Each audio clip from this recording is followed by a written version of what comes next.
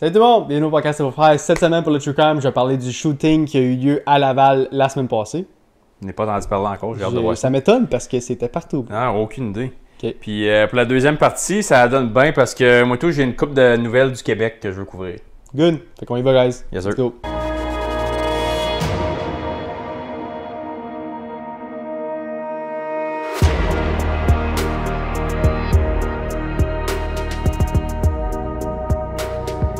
Mon Ben, c'est ça.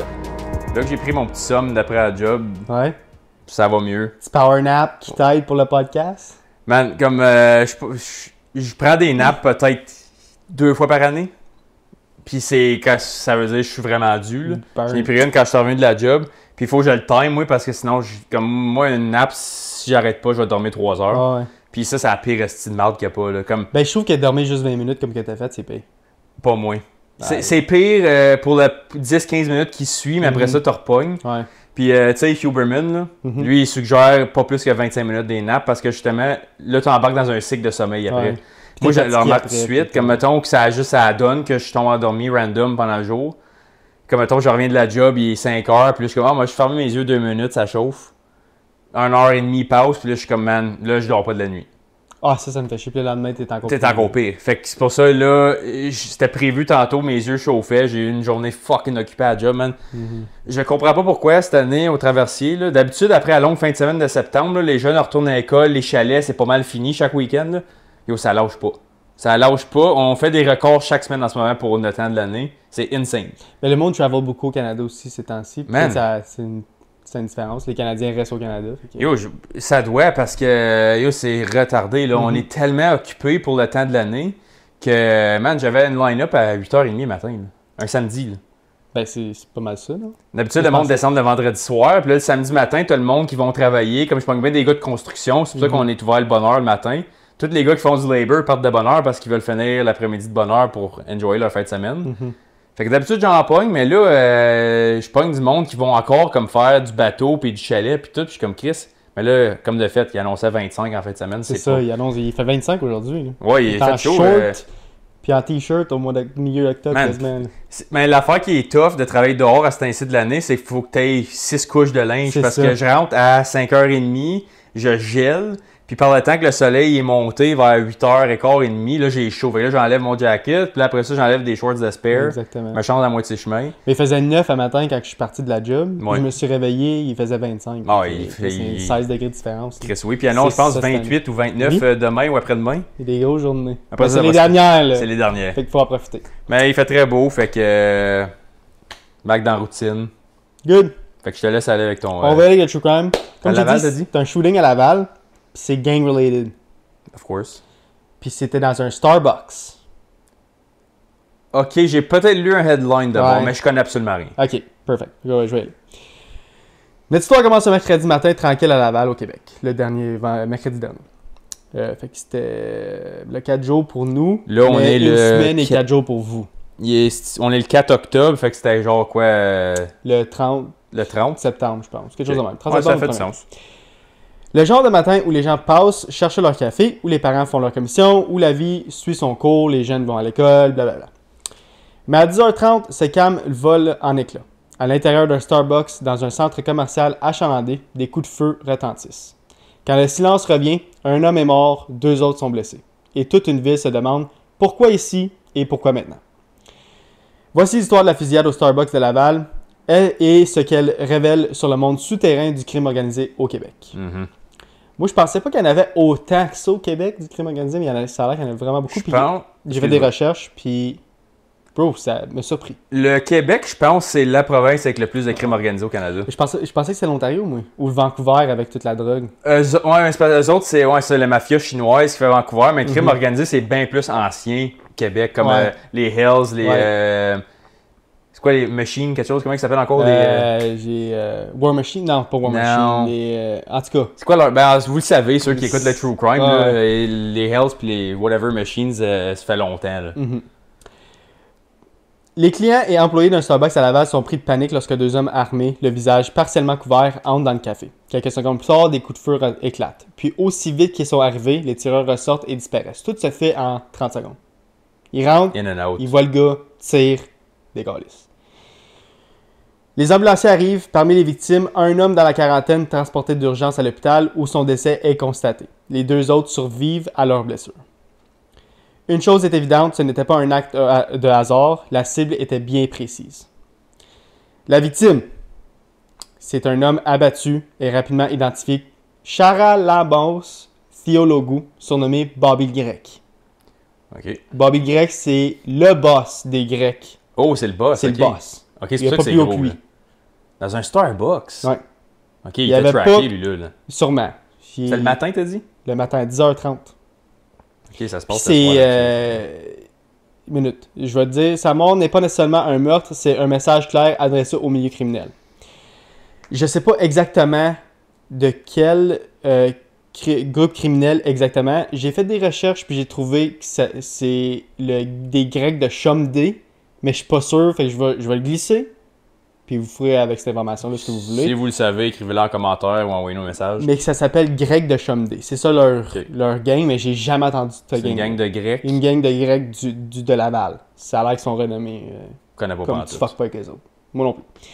Les enquêteurs de la Sûreté du Québec prennent le dossier en main. Quelques heures plus tard, dans l'est de Montréal, les pompiers découvrent une voiture en flammes complètement calcinée. À l'intérieur, des traces d'accélérant, un incendie criminel. La police croit qu'il s'agissait du véhicule utilisé par les tueurs pour fuir la scène. Fait qu'ils sont rendus de Laval à Montréal, qui est 20-25 minutes, là, avec Ouais. le trafic 30 peut-être. Là. Aucune arrestation n'a été annoncée, mais le modus operandi parle de lui-même. Un travail planifié, exécuté avec précision. Puis moi, je pense qu'il n'y aura jamais personne, ils vont trouver jamais personne pour... Ben non. Comme il était couvert, puis il était manche longue, casquette, couvert jusqu'au nez. Camera proof. C'est ça, camera proof. Random, là, modus operandi, j'ai tout le temps aimé ça, ces deux mots-là. Moi aussi. Mais c'est le mot français pour... qu'est-ce que tu dis tout le temps, là? En tout cas. Tout le temps, quand c'est sur le spot, tu le sais jamais. Je sais pas, je trouve moi pis mes mots, là, je le trouverai jamais. Le mot québécois, ils le savent, là, mais... on l'utilise beaucoup le mot anglais, mais là, j'ai décidé de l'utiliser en français. Puis c'est comme tu as dit, j'aime ça l'utiliser. C'est des deux beaux mots. La question que tout le monde se pose est pourquoi un Starbucks? Pourquoi un lieu si public? Les experts en criminologie disent que ce meurtre pourrait marquer un tournant dans le milieu criminel de Laval. Pendant des décennies, le crime organisé au Québec respectait certaines règles. Les règlements de compte se faisaient loin des regards dans l'ombre. Mhm. Mais ici, c'est en plein jour dans un café bondé avec des innocents tout autour.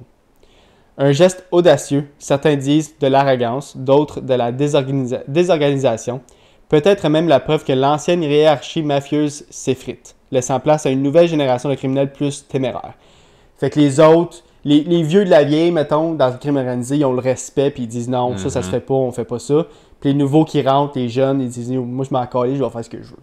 Puis c'est pas mal ça qui s'est passé dans cette situation-là. Ben, je te dirais que c'est pas juste dans les gangs de rue que c'est le même que ça se passe. On dirait qu'en général, on est rendu juste assez vieux pour voir la nouvelle vague rentrer sur le marché du travail. Ouais. Puis, je vais te donner un exemple, super random, petite parenthèse vite faite. Il nous écoute pas, fait que je peux le roaster. Mon collecteur au traversier, OK? Il m'arrive 2 semaines passées. Ouais, j'ai fait le leg day aujourd'hui, fait que c'est toi qui vas collecter aujourd'hui un trip sur 2. T'es comique. Il a 19 ans. C'est sa première année qu'il travaille full-time. Je le regarde, je dis... T'es comique, toi. Tu Tu vas faire un deuxième leg day aujourd'hui. T'es qui, toi? Ah ouais, en bas. Je suis comme, de où? À ton âge, jamais j'aurais dit ça à quelqu'un. J'ai 10 ans d'expérience.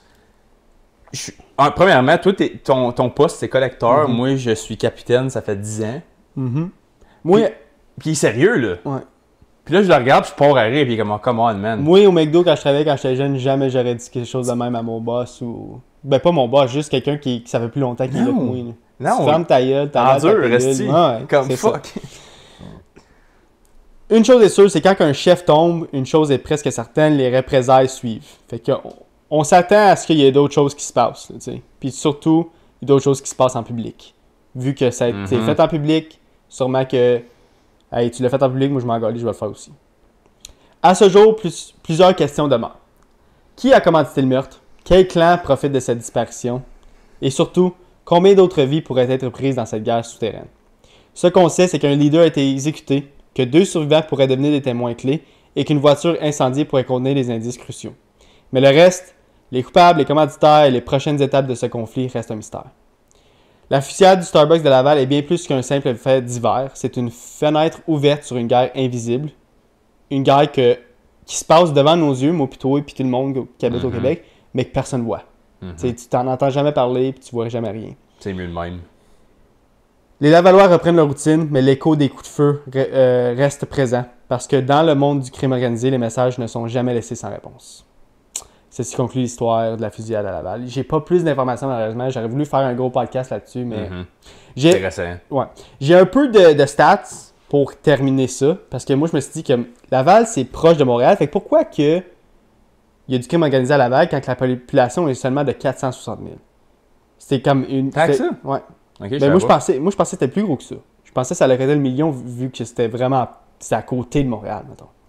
Ouais, tu vois, moi Laval, j'aurais pensé 150-200 000. Ah ouais? Ouais, moi je pensais que c'était bien plus petit. Moi, je pensais que c'était bien plus gros que ça. Anyway, je vais aller avec les stats. Puis, quand tu penses au Canada, tu penses que il n'y a pas beaucoup de gun violence puis tout ça, c'est quasi zéro. Je pensais que Montréal-Laval aurait eu beaucoup plus de fusillades que je pensais. Parce que quand tu parles de... C'est ces grosses villes-là qui font les stats monter, tu comprends? Coups de feu ont doublé. Fait qu'il y en a eu 23 en 2024 contre 11 en 2023. Fait que c'est seulement 23 coups de feu. Fait que 23 fois que la police était appelée pour des coups de feu à Laval. Qui est pas beaucoup, je trouve. En un an, c'est 2 par mois. Gang-related. Ouais, gang-related. Ben oui, c'est... Ouais, ok, c'est... Pour les arrestations liées aux armes à feu, 16 en 2024, 31 armes saisies. Fait que sur 23 fusillades en 2024, il y a eu 16 arrestations. Ok. Qui est un C'est un bon ratio. bon ratio, pas pire. C'est 50%, Ouais. c'est bon. Les meurtres et tentatives de meurtre, 6 meurtres et 2 tentatives en 2024 contre 5 meurtres et 11 tentatives en 2023. Fait que ça a il y a eu 11 tentatives en 2023, juste 2 en 2024.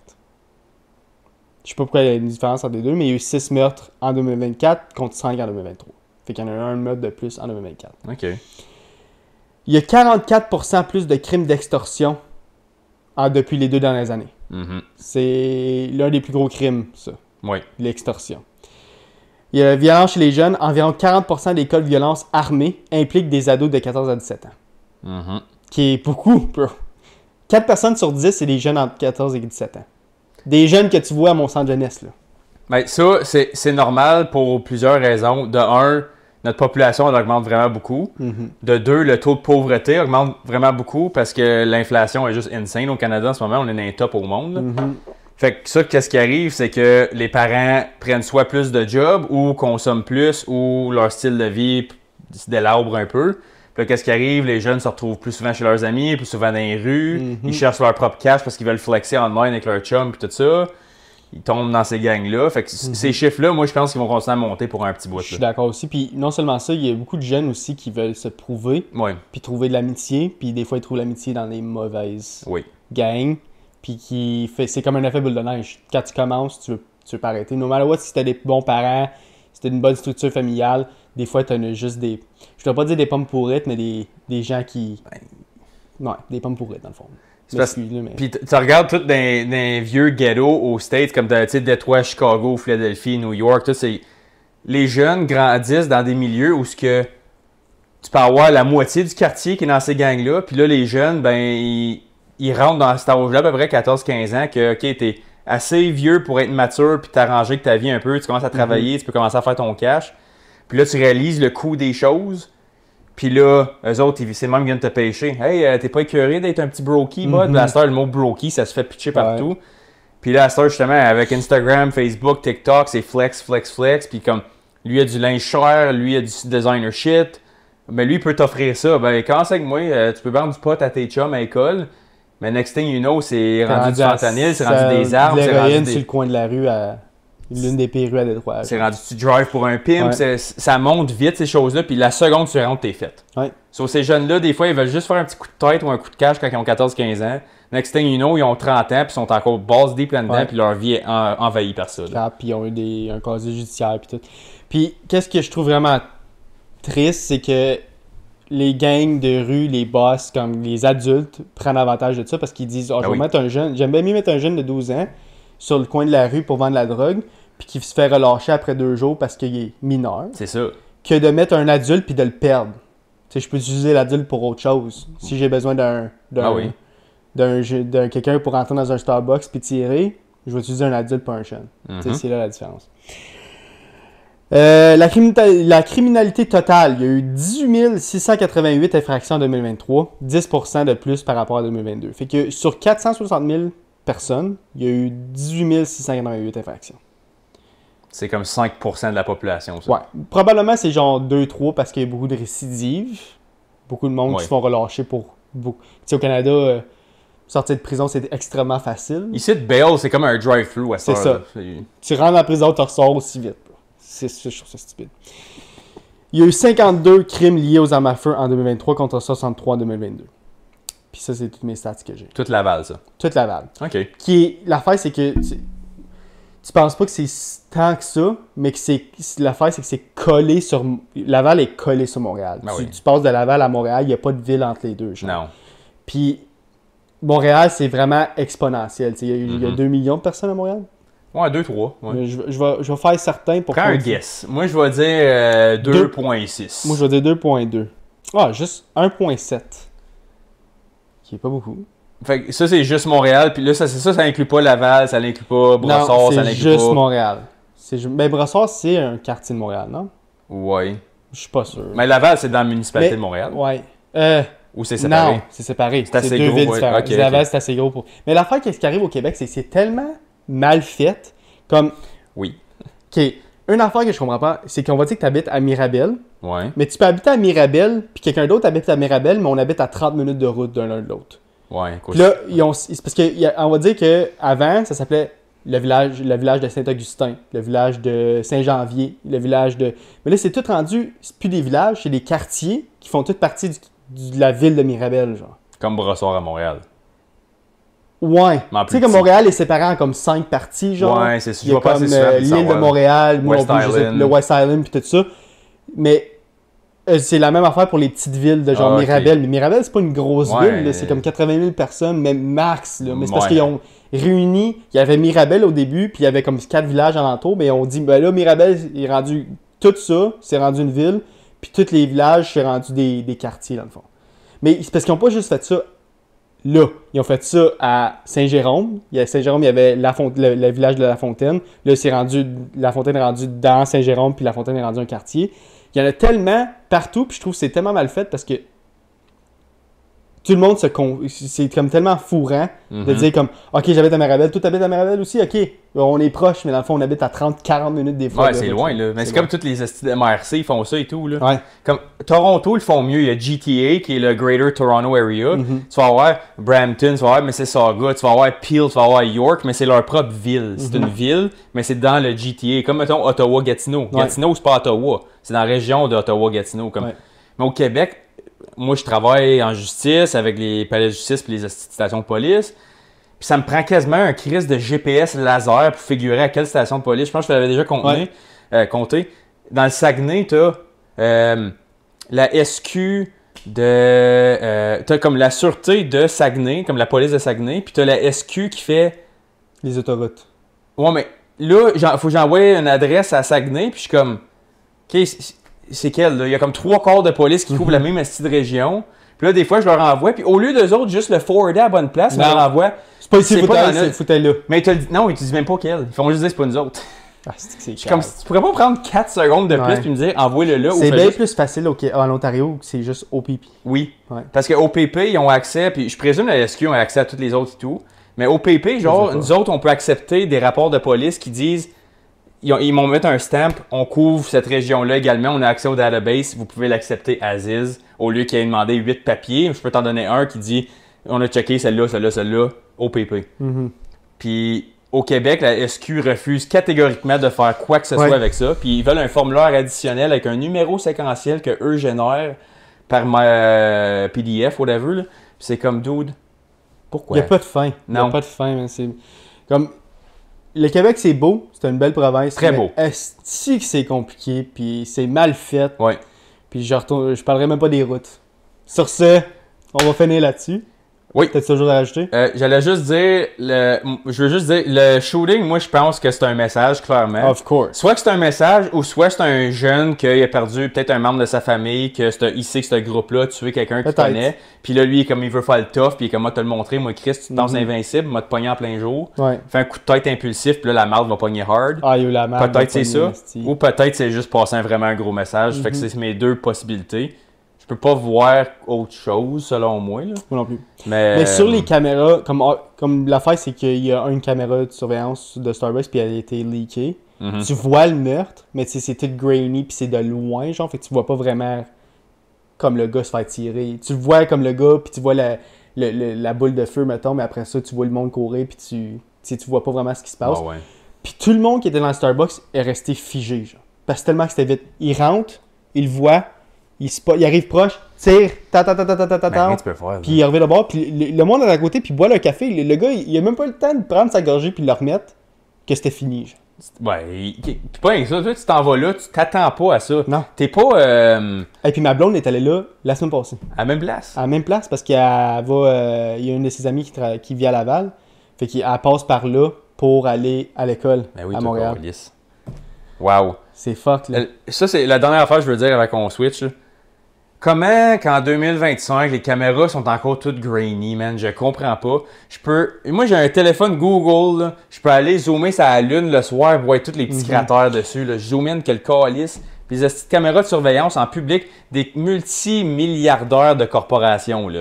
Mais l'affaire, c'est que c'est un leak. Est-ce que c'était la seule caméra? Probablement pas. Ouais, mais pareil. la caméra était comme pas... C'était pas l'angle. Comme ça montrait le Starbucks au grand complet, puis c'était un gros Starbucks. Puis l'affaire, c'est arrivé dans le coin gauche sombre, mettons, du Starbucks. Ok, tu sais, là. mais C'est le pareil. coin plus exclu de tout le monde, puis c'est arrivé dans cette section-là. Mais t'as raison. T'as Comme ça a raison, pas d'allure, ça n'a pas d'allure. Mets 200$ de plus, Ah ouais. mets quelque chose 1080p qu'on voit clair. Là, comme, c'est-tu par exprès pour pas avoir plus de faire des. Hey, m'a Non, t'envoyé ça. c'est juste une question d'argent.